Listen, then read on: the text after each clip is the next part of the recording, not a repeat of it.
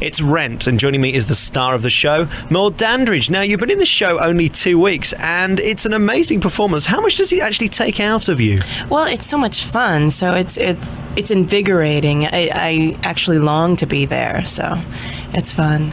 Now, you were in one of my favourite musicals, Aida, which was written by Elton John and people like that. An amazing musical and rather a challenge, but I thought listening to this musical that the score was more challenging, but you were saying earlier that, in fact, Aida's more of a challenge. Yeah, I found Aida a bit more challenging. I think the music from both shows are incredible, and the message from both shows are truly inspiring, which is really why I'm so excited to do both of these shows. But performing a role like Aida, where you sing 11 songs a show, and they're so gut-wrenching, and that I found that extraordinarily challenging, because I had to really work my entire life around going to the show and actually being able to perform that show. And this show, the magnitude of my part, I don't have to carry the entire show. It's a complete ensemble of people who are just so much fun to work with. It's a little bit easier for me, so I can just go out there, wail, and have fun, and tell a really beautiful story. So. Mel, this story is about rent, literally. It's about paying the rent and the struggle that people go through, but it's much more than that. There's the AIDS stuff of the 90s and the late 80s, and there's a lot of passion and emotion in this show, which is quite rare, isn't it, these days, to actually get so involved. I was noticing the audience, there were people crying and all sorts. It's a real passionate piece. Yeah, people come up to me crying a lot, and the message of love, the message of... well, especially the drama with the HIV and AIDS virus. So many people have been through that, the struggle of seeing somebody deteriorate or having an experience that makes you truly understand what your life really centers around. It's the moment to moment. It's the people in your life. It's the actual... the song in the show says, "Measure your life in love, live with love, give love," and I think that's a beautiful message. And I think it reaches people when they're in a tough place, or if they feel like they can't make it, or whatever. It really speaks directly to their hearts, and it releases something in them, and a lot of times it brings tears. Now, the interesting thing about this musical, it's toured the UK and it's been on in London quite a long time, but seeing it here in New York seems to be very special because it's set here in New York, isn't it? Yeah, absolutely. I don't know. It's funny because it seems like, because I first heard the story and the music when I was in Chicago, and it just seems like everybody's trying to get to New York or likes New York but anywhere you are, there's that kind of environment in your culture. So. Let's talk about you now, because you're here on Broadway. You're a big star. You've been in many musicals and done all sorts of things. Were you, as a child, always dreaming of coming to Broadway here to New York? Because this must be the place for show business, really, isn't it? This is where it's all happening. This is the place that everybody talks about when they talk about musical theatre. Mm-hmm. Well, actually, I was an athlete growing up, and it didn't really occur to me because in Nebraska, there really wasn't much of that kind of thing going on. And my family, they're not performers at all, so it just happened that I took drama in high school because my friend told me it was an easy credit, and it turned into going to the International Thespian Festival, and I happened to get a full ride out of it. So it was just kind of fell on me. And when I got to college, whatever comes my way, I'm going to work hard at. I wasn't a truly extraordinary performer. I was probably at the bottom of the rung when I got there, but I worked really hard, and eventually, when I got out of college, had something to give to it. But now I just can't live without it. Were you born a good singer? Because I can't believe someone with your style of voice and such a distinctive, powerful voice could be trained for that. There must be an element of just God-given talent.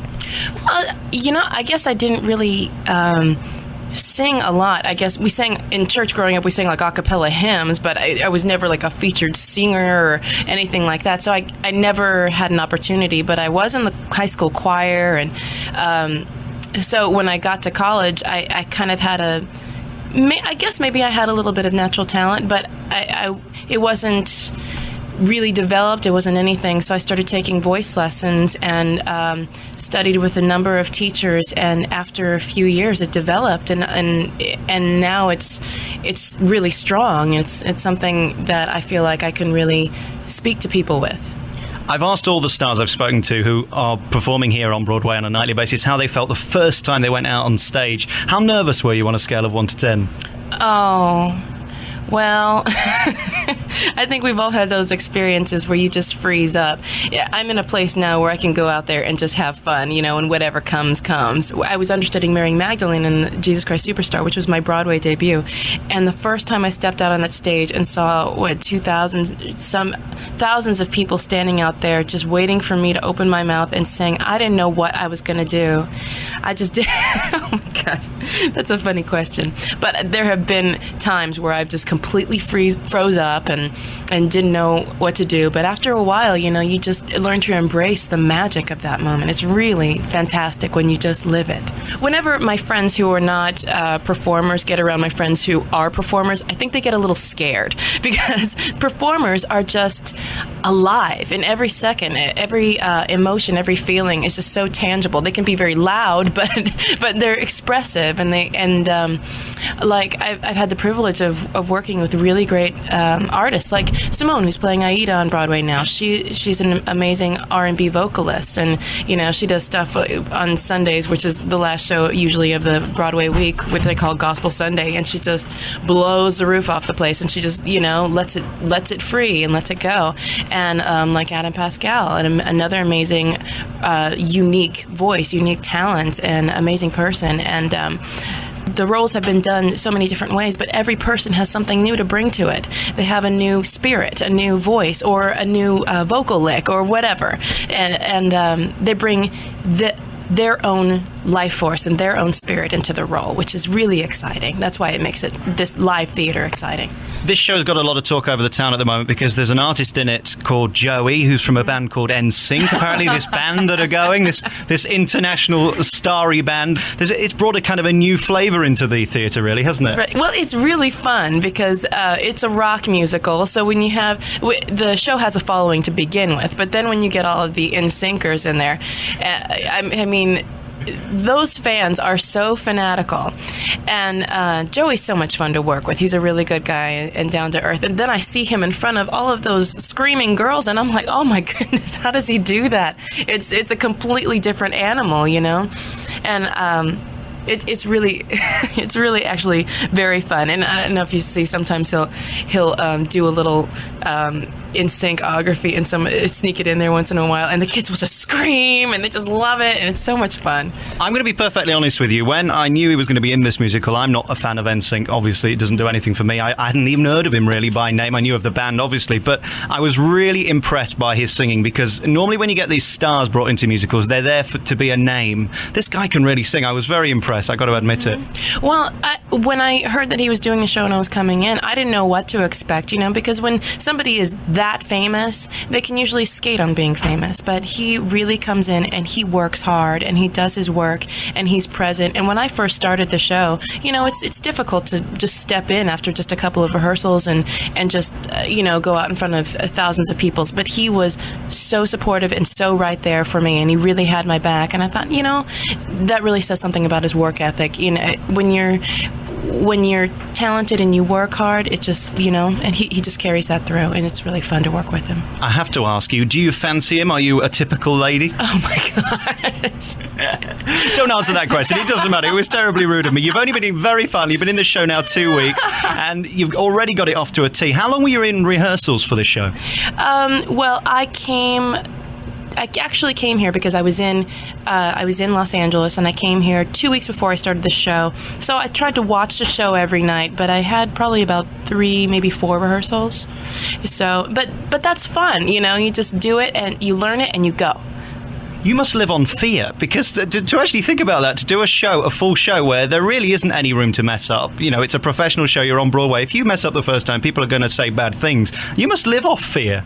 Well, it's truly exciting. I mean, you're on the edge of your seat at all times, and there's a couple of numbers like We're Okay, where it's just me and lots of words, and I still have to be like off stage concentrating, like what are the words? Because if I mess one up, it's just me. What am I gonna do? So it's fun. It's fun to be on the edge and not know what was gonna happen. It's been a real pleasure talking to you. Thank you very much for talking to us today. Too. Thank you so much. You're a real talent, and I look forward to seeing you in something next. What would you like to to do next? Do you have a dream role?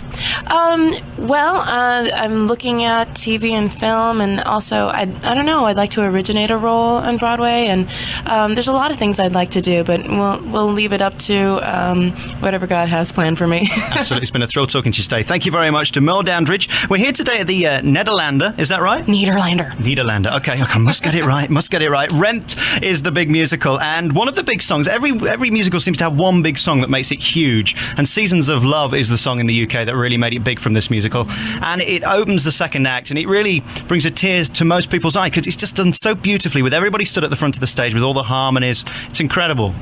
Yeah, it's truly a beautiful song, and it means a lot to me because it's just, as I said before, it just speaks to a very clear message about how beautiful human interaction can be when you really get to the heart of it, which is loving each other.